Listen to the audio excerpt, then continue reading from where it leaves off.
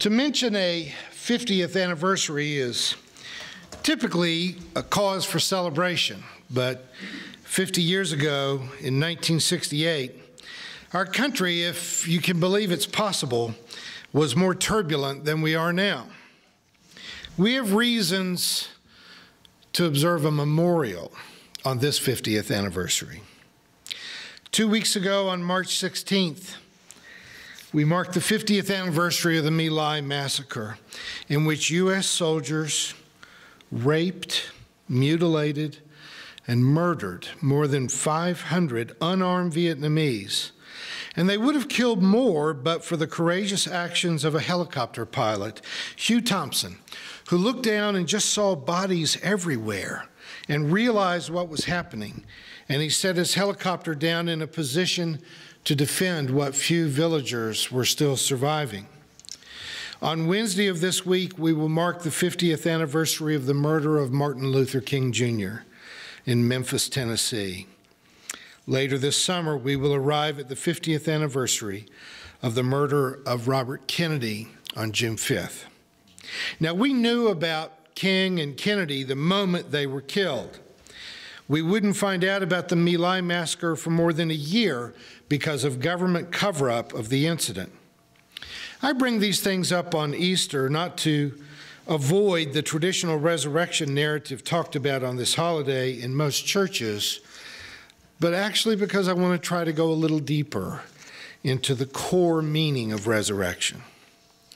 The first of the four canonical Gospels to be written was Mark. We have no idea how historical his account in any of it is in its details, but as ancient literature, it is an amazing piece that does character studies of the kind of people involved in such a tragedy. We think that Mark wrote the Passion narrative the way he did in order to inspire the early church to follow the example of Jesus, quite literally, into martyrdom. It is the plight of prophets who refuse to be frightened, very often, to be made into martyrs. Mark may have actually created the evil character of Judas to represent the entire nation of Judah that had turned on Jesus. Mark shows us a Jesus who is dishonestly accused by his own religious body, who is then falsely condemned to death by his own government, and then denied, abandoned, and lied about even by his best friends. And yet he finds the courage to stay true to his message, even though it cost him his life. I think that it's vitally important to note that Mark's gospel does not end with any reported sightings of the resurrected Jesus. It was a generation later when Matthew, Luke, and John recorded physical sightings of the risen Christ for a much more literal audience. But Mark artfully suggests that even though he was killed, that his disciples will see him again in the Galilee where he fed the hungry, where he healed the sick, where he offered hope to the poor and the oppressed. That you literally will see Jesus when you do what Jesus did.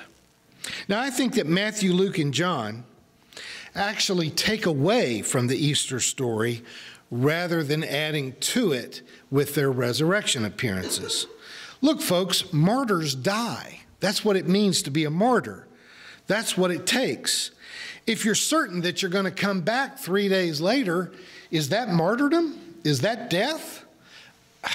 It may seem offensive to people, but he was only dead for 3 days, and if he knew he was coming back, folks, I was married for 16 years. I know suffering. Besides, anyone that's read the narrative can see that it was only 2 days anyway. He died on Friday and raised on Sunday. I don't know how they got 3 days out of that, but who am I to quibble with such details? No matter how much evangelicals try to hammer at their narrative of Jesus dying for our sins, according to their story, he was only dead for a day and a half and then was resurrected. That's not a death, that's an ordeal. Martin Luther King Jr. was a martyr, and he was only 34 years old when he wrote this letter from a Birmingham jail that we read this morning, he was already an internationally known civil rights organizer. He was only 39 when he died. I find that just such an indictment, you know, that I wasn't even fully awake at 39, and he was already a Nobel Prize winner. He was only 29 when his house was bombed by white supremacists.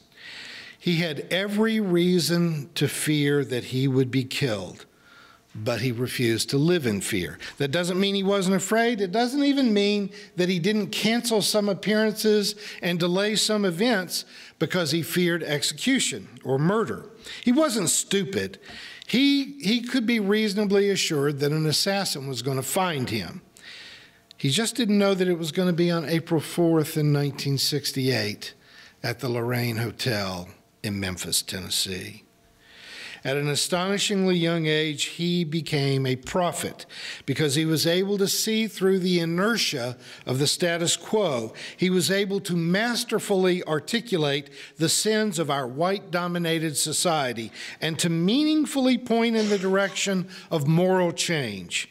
But he was constantly threatened with violence, and he insisted that those who follow him had to decide ahead of time, in days of training, that they would not strike back when they were struck, that they would kneel and accept into their own bodies the price that had to be paid for freedom.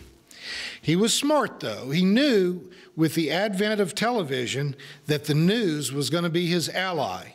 He knew that America's great sin of segregation only went on because most white people refused to think about it or look at it or see it.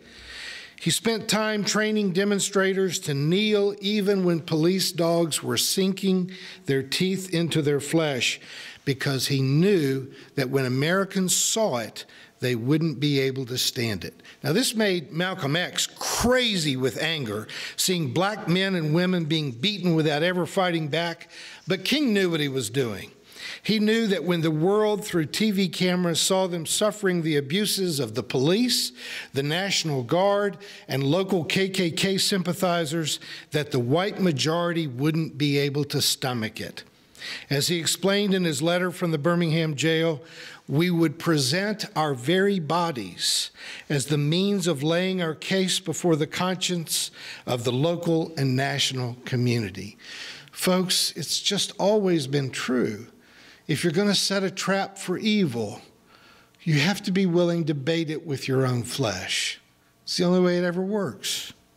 If you're not willing to risk your own safety, if you're not aware that martyrdom is always a possibility, then you need to give up any hope that you're ever going to be a prophet. When President Johnson announced that he would not run for re-election, he opened a field to Democratic candidates to run against the fiercely anti-communist and pro-war Republican candidate, Richard Nixon. Bobby Kennedy had, I would say, largely become awake when his brother John was assassinated. And Bobby realized that the civil rights movement and the protests against the war in Vietnam needed to be incorporated into the next administration in the White House. He had been serving in his brother's administration when John Kennedy was murdered. He knew that what Bobby was representing was much more radical, much more progressive than what John had represented, and therefore martyrdom was much more likely for him. And that doesn't make it something to just dismiss lightly, that he knew what he was risking, he knew what he was up to.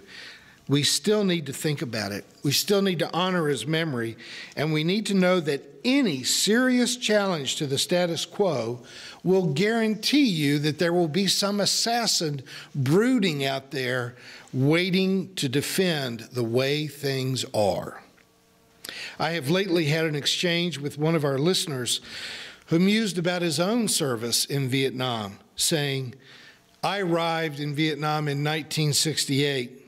Of course, I had nothing to do with My Lai, but I cannot help but wonder what I would have done if by fate or chance things had been different and I had been there. I was about as young and naive as most of the rank-and-file soldiers who participated at My Lai. I also had been trained in the art." I like to think that had I been there, I would have refused to participate, but there's no way that one can ever be absolutely sure. In some ways, we can look back on the My Lai as a story that revolves around two characters, Lieutenant William Calley, who ordered the massacre, and the pilot, Hugh Thompson, who stopped it, and also flew many of the wounded to receive medical care. But that is, of course, a bit too simple. Calley gave the order to wipe out a village where there was no enemy resistance. There was not a single soldier, but a whole lot of young American soldiers under the stress of war, young men who had lost friends in battle, took out their fear and rage on innocent civilians, raping many young women before murdering them and dismembering their bodies. Even though Hugh Thompson stopped the attack, he didn't report it. He is not the one who sought to press charges against Lieutenant Calley. A military reporter who hadn't actually witnessed the massacre, but who heard about it from several people who had participated in it, investigated it, and a year later he wrote a letter to President Nixon, which would have been thrown away, except that he copied 30 copies and sent them to members of Congress, and also sent several to administrative heads in the Pentagon. The letter was then leaked and published in Time magazine, and that's what kicked off the investigation of a war crime that President Nixon had already known about for a year. Calley was put on trial and convicted of murder. He was sentenced to 40 years in prison. But you know what? The American people wouldn't stand for it. The public felt that Calley was being scapegoated and that rape and murder of women and children was part of war. Calley served 3 days in prison. There's 1 million people in prison right now for having a bag of pot in their car or for having watched something on the internet. Calley led in the murder of 504 villagers. He spent 3 days in jail. How's that for an Easter story?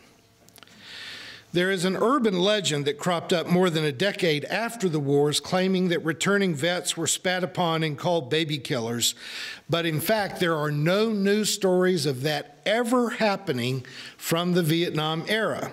It's a story that has been told and repeated until it becomes a fact in some people's minds. But check it on Snopes. There is no evidence that it ever happened. But what is a fact is that someone who was a baby killer, who killed hundreds of babies, came home, was put on trial, found guilty, and promptly released faster than if you buy green bananas at the grocery store and put them on your kitchen counter. He was out before those bananas would have turned ripe. The mood in America was not primarily in the form of disdain for baby killers. The mood was to tell black people to stay in their segregated schools, to overlook the war crimes in Vietnam, and at home to blame the poor for being poor. Now, Hugh Thompson risked his life to stop the killing. Martin Luther King Jr. and Bobby Kennedy sacrificed their lives to change the world toward justice. But my friend's question is what hangs over this Easter for me. If I had been there, what would I have done? We're used to that question in church. We read the Passion narrative. If you had been in the courtyard with Peter, would you have denied Jesus?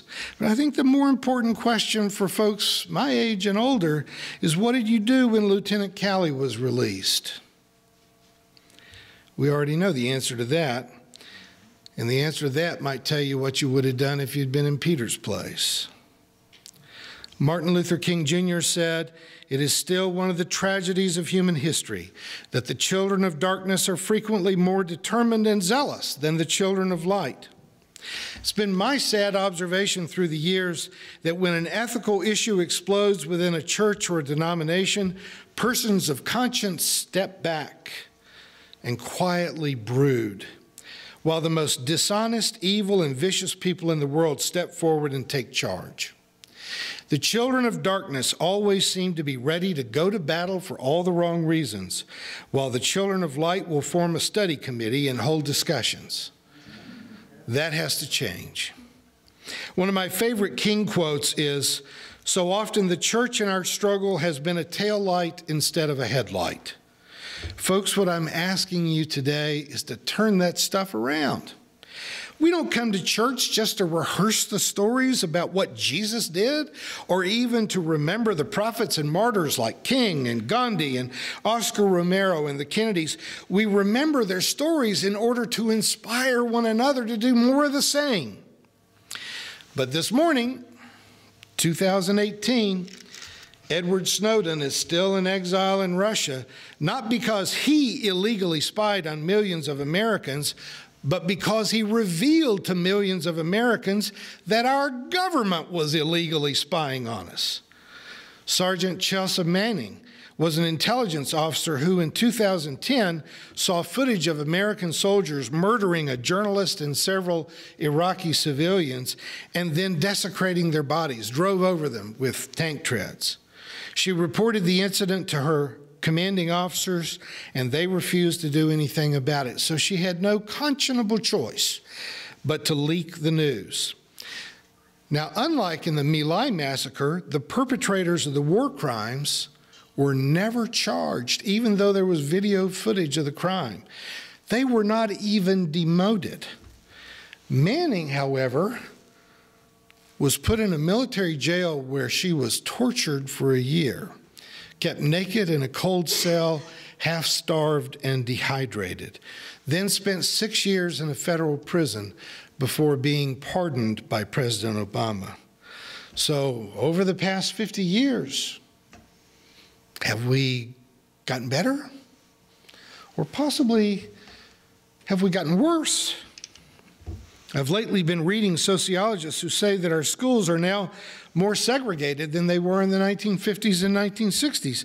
Segregation is sometimes now more economic than it is racial, but I got to tell you, racism and poverty always kind of went hand in hand. It's always been about the money, hasn't it?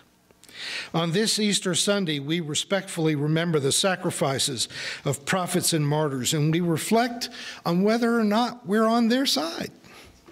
I love this picture from one of Hitler's speeches. Thousands of people are cheering and giving the Sieg Heil salute, but this one guy is clearly not buying it.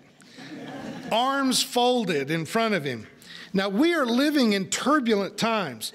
The political leaders of China and Russia have fixed their constitutions and rigged their elections to stay in power as dictators. And I fear the same might loom over the West. So now is our time to be that guy. Amen. Courage, my friends. Amen.